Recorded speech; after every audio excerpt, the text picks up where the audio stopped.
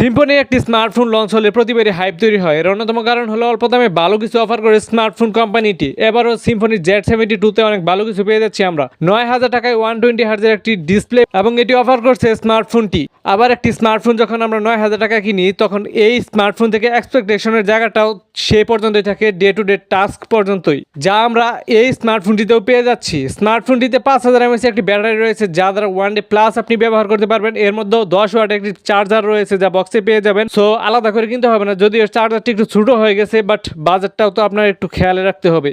স্মার্টফোনটিতে IP54 এর rating রয়েছে, যা যথেষ্ট লেভেলের পানি প্রুফ, মানে পানি ছিটে ফুটা লাগলে অথবা বৃষ্টিতে ভিজে গেলেও তেমন কোনো ক্ষয়ক্ষতি হবে না বা ভিতরে পানি ঢুকবে না, যা আপনার ফোনকে হার্ম করে। আগে বলেছি স্মার্টফোনটি ডিসপ্লেটি 120 হার্জ অফার করছে। সো আমি মনে করি এই বাজেটে এক্সপেকটেশনটুকু এইটুকুই রাখা উচিত যে একটি স্মার্টফোন ব্যবহার করবো 9000 টাকা, যেটাতে আমরা 120 হার্জের রিফ্রেশিং রেটের ডিসপ্লে পেয়ে যাব। স্মার্টফোনটিতে 6.88 ইঞ্চের একটি IPS LCD প্যানেল রয়েছে, যাতে HD+ রেজুলেশন রয়েছে।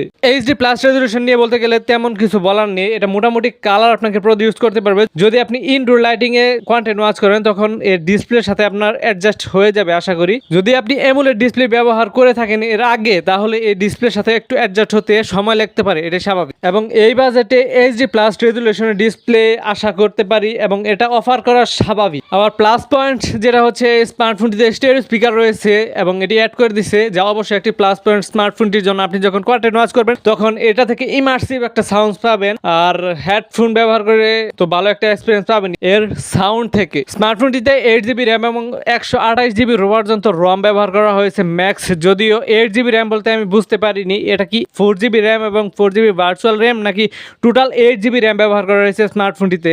যদি আপনারা কেউ জানেন তাহলে অবশ্যই কমেন্ট বক্সে জানিয়ে যাবেন। আর স্মার্টফোনটির প্রসেসর সেগমেন্টে রয়েছে UniSoC T606, যা 12 nm একটি প্রসেসর। আর এটা মোটামুটি ক্যাপেবল আপনি ডে টু ডে টাস্ক, পাশাপাশি ভিডিও কলে কথা বলার জন্য, ফেসবুক চালানোর জন্য, ইউটিউব চালানোর জন্য যথেষ্ট ঠিকঠাক কাজ করতে পারবেন। পাশাপাশি সময় কাটানোর জন্য যেসব গেমস আমরা খেলি, যেমন 2D গেম, টেম্পল রান ইত্যাদি গেম আপনি ভালোভাবে খেলতে পারবেন। পাশাপাশি 2-3টা অ্যাপস ব্যাকগ্রাউন্ডে রেখেও কাজ করতে পারবেন। আর স্টোরেজ যেহেতু অনেক বেশি, সো আপনি এগুলোতে অনেকগুলো কন্টেন্ট একসাথে অ্যাড করে রাখতে পারবেন। এবারে ক্যামেরা, ব্যাক সাইডে 52 মেগাপিক্সেলের একটি UHD+ রেজুলেশনের ক্যামেরা রয়েছে, যা যথেষ্ট স্টেবল ক্যামেরা আমি মনে করি এই বাজেটে। আর যথেষ্ট বড়সড় সেন্সর, যার কারণে ভিডিওগ্রাফিতে আপনি ভালো একটা আউটপুট পাবেন, যদিও এটাতে কোনো OIS নেই।